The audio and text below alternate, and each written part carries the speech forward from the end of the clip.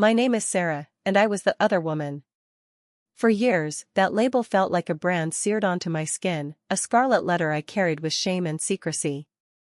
People see the third person as a villain, a homewrecker, a selfish individual who delights in destruction.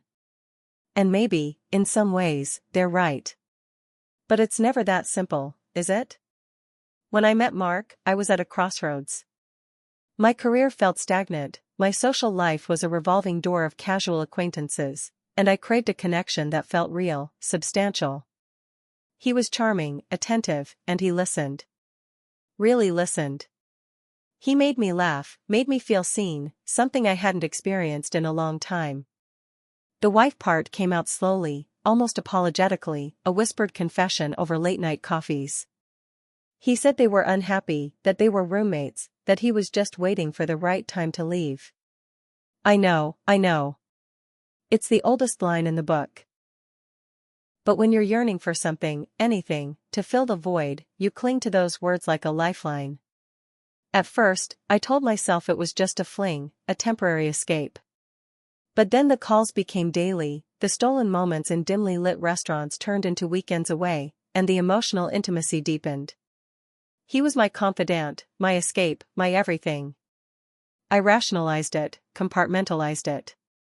I told myself I wasn't hurting anyone because their marriage was already broken. I was just a symptom of it, not the cause. But the truth is, the guilt gnawed at me. Every secret text, every hushed phone call, every holiday spent alone while he was with his real family, it chipped away at my soul. I became a master of deception, weaving intricate lies to friends and family about my whereabouts, my weekends. My self-worth plummeted. How could I truly value myself when I was accepting so little? When I was constantly hiding, constantly waiting for crumbs of affection? There were moments, many of them, when I wanted to walk away. When I looked in the mirror and saw a stranger, a shadow of the strong, independent woman I used to be. But leaving felt like tearing off a limb. I was addicted to the highs, the fleeting moments of feeling loved and chosen, even if I knew it was a lie. I was addicted to the fantasy that one day, he would finally choose me. And then, one day, he did. His wife found out. The fallout was explosive, devastating for everyone involved. He left her, and for a brief, exhilarating moment, I thought I had won. But the victory felt hollow. The man I had fallen in love with, the charming, attentive Mark, was now riddled with guilt and regret. He was no longer just mine, he was a father whose children were hurting, a man whose life was in turmoil. Our relationship, built on secrets and stolen moments, couldn't withstand the harsh glare of reality. We lasted another year, a strained, unhappy year filled with resentment and the constant echo of the past. He couldn't forgive himself, and I couldn't escape the feeling that I had built my happiness on someone else's heartbreak. We eventually ended it, not with a bang, but a whimper. Looking back, was I a victim or a perpetrator?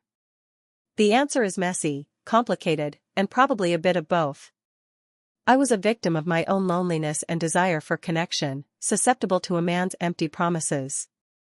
But I also made choices, conscious decisions to continue the affair, to ignore the warning signs, to contribute to the pain of another woman.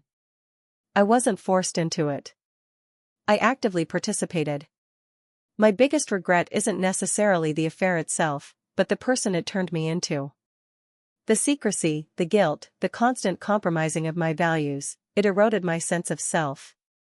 It taught me a painful lesson about the true cost of seeking happiness in the shadows.